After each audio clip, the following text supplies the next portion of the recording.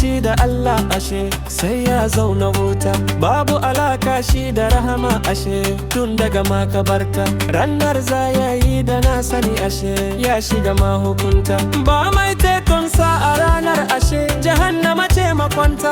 Duk maganar da ta zo idan babu kai sai mun karyata ta, duk tafiyar da na gane bai shugaba sai mun tarwata ta.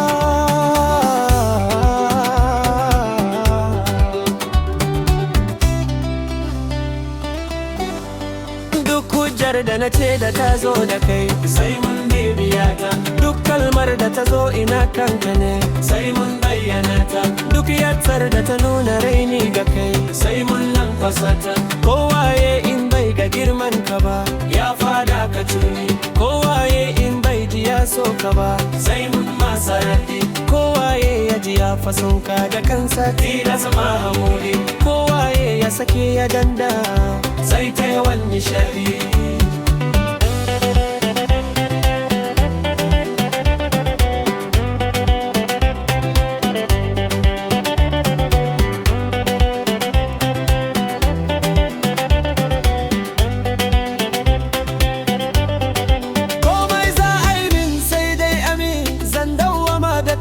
Mai alfadari sannu mai taguwa ya alamin shuhudi ya khairil alami, yabonka da soyayya da daddi ya sirrin sabuwar ni'ima mai kogi da fadi ya yancin yantuwar dan adam agun Allah mabudi. Tun kahon rayuka annabi ka saukar da kundi mai ceton al'umma kasimu tsoro nasiradi.